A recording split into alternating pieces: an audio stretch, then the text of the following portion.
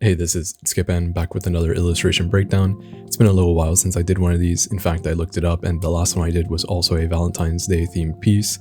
So I think around this time of year I have a little bit more free time to commit to doing a full color piece for my own use. But as you can see, this didn't start off exactly like a Valentine's Day piece. It looks a little bit more sad. And what I really want to go for with this beyond practicing the fundamentals and drawing hands, the real reason behind this piece was I often see a lot of anime style illustrations, myself included, where the character's looking very happily at the viewer or the screen, and I kind of wanted to get some practice doing other things, so I wanted to draw a character looking not so happy at something that's not the viewer, in this case a letter. I thought, it'd be a good theme, a good way to practice this sort of drawing. In the end, I did turn into a more happy piece, but still got that practice of having the character look somewhere other than the viewer. And as you'll see throughout the drawing time-lapse, I really tried to redo the eyes several times, never really getting too satisfied with it until maybe the very end. So I think it goes to show that even though it's a part of the drawing that we draw every time we do a piece, and it doesn't seem like it would be that different, when you don't have much experience in it, it can be quite difficult. So as you saw there, I wasn't exactly the most confident with the anatomy at first. I went back and really put in the skeletons and shapes just to make sure that everything was on the right track. And I do recommend trying to make sure that everything's as anatomically correct as possible before you go onto the line work. It just saves you a lot of headaches later down the road. And because I didn't mention it earlier, this was all drawn on Clipstudio Paint. I started off on the iPad, eventually moved it over to my PC where I streamed some of this coloring process here on YouTube, and I plan on doing a lot more live streams this year. I think it's a really great way for me to actually get some drawing done while also teaching a little bit and answering questions right away. It seems like a really win-win for the viewers and for myself. And as you can see here, I'm really trying to get the eyes correct as best as I can during the line work stage before I move on to coloring. It was pretty surprising how much difficulty I had with this. Normally, drawing the character looking straight at the screen or the viewer, I don't have as much difficulty getting the positioning and the angle of the eyes correct, but with this, the character's looking down, away from the viewer, kind of squinting a little bit to read the letter, and it was quite a challenge. I do encourage anyone that has not done this recently to give it a try, and it's always good to practice different things like this. You never know when you're going to have an opportunity to work on something, or if it comes to comics or any kind of illustration, it's always great to be in practice just in case something comes up, And I was continuing to try to get the line work as best as I could before moving on to the coloring. If you skimp a little bit during this step, I always find that I go back and have to spend more time fixing things, so I always recommend getting things as perfect as possible before moving on to the coloring. That being said, I don't think it's perfect, and I'm sure that later on I go back and fix things here. So after laying down some basic colors, you can see here my coloring technique for the hair is probably different than most artists that you see out there.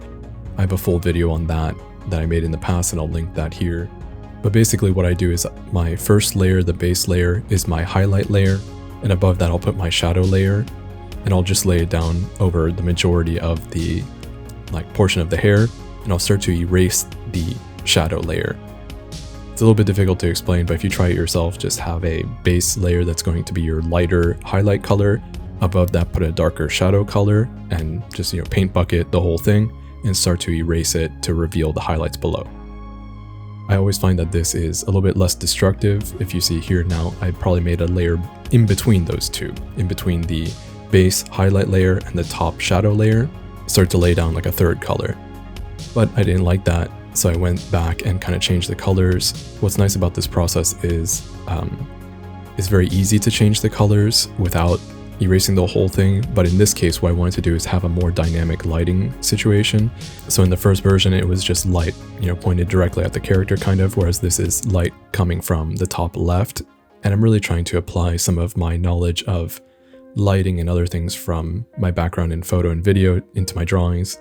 I never really thought about it much in the past, and it's something that I talked about on stream during this drawing and other drawings. Learning a little bit about lighting can go a long way when it comes to illustrations, even in an anime style. I think if you understand some of how light hits certain objects, and it might seem like a classic thing that you learn in art school, but it really does come in handy a lot versus when I was drawing something just with random lighting, whatever felt right in the moment, So in general, I feel like this piece was very much a practice piece for me, something to kind of get back into it after a little bit of a hiatus from doing these full color illustrations. You can also apply the same coloring and lighting techniques to the clothes if you put down your highlight layer first and then above that put your shadow layer and start to erase that. You can do it, but I think for me, for whatever reason, I enjoy doing that for the hair, but for the clothes, I start with a darker color and then add my highlights on top of that and kind of build layer by layer. Here I'm trying to add a little bit more depth to the hair, and I just do this typically once I get the look that I want from the hair. I'll put a layer on top of it and take the colors that I already use for shadows, highlights, etc., and just add more details, add more layers to it. As I mentioned before, I really didn't feel super confident in the anatomy and all that of this piece, so you can see there I went back and changed some of the line work. It's really a pain. I encourage everyone to try to get down their lines and everything well before they get into the coloring, because if not, you're going to spend much more time than you need to fixing things that, you know, could have been a very simple fix before you moved on. I do understand that a lot of us probably really enjoy the coloring process and we want to get to that as fast as we can. I'm definitely like that, but you don't want to create more work for yourself, you know? And again, here you can kind of see I'm trying to play with the expression. I don't draw too many like sad characters, and it's something I think I should work on just in case I won't have a more serious drawing or a serious piece, serious work come in that needs to be a more sad or like emotional piece.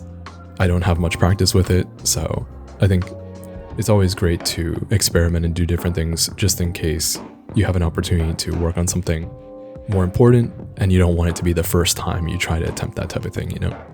But I wasn't really feeling it, so I erased that, left it blank for quite some time. So pretty much until the end of this illustration, you're going to see no mouth, no nose. And at the very end, I figure it out.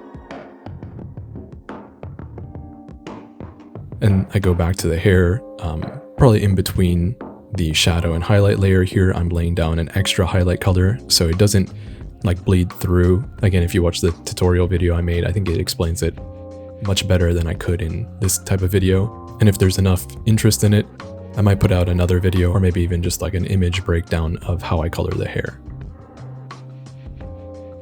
So around here, I definitely know this was on stream because I was trying to explain a little bit about the new Liquify function in Clipstudio Paint. It's something that's been around a long time in Photoshop and other drawing apps, but it's really nice to have it in Clipstudio Paint so that you can alter your work a little bit. As I was saying, that it's not always easy to get your anatomy and every single little aspect of the drawing correct in the sketch and line work process. Sometimes you just go through with it, but you put the drawing aside, come back to it a little bit later and find that it looks a little bit wonky. So taking something like the Liquify tool now could allow you to fix these issues with your piece without spending too much time. The downside to Liquify in Clipstudio Paint is that I believe you can't liquify a layer folder, so you would have to merge your layers to affect the whole entire piece. On stream, I also explained that I like to use the mesh transform tool for a similar thing, and that you can do within a layer folder. So you don't have to merge your layers. You can take the layer folder and adjust little sections of the piece using mesh transform. So I highly recommend that.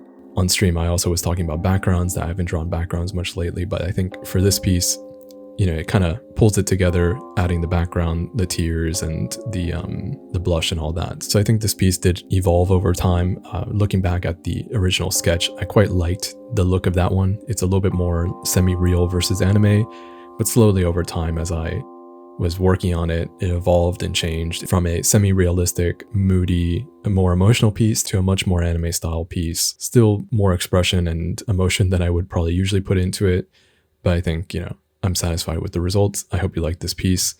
I'm Skippin', and I'll be back with more videos soon. Thanks.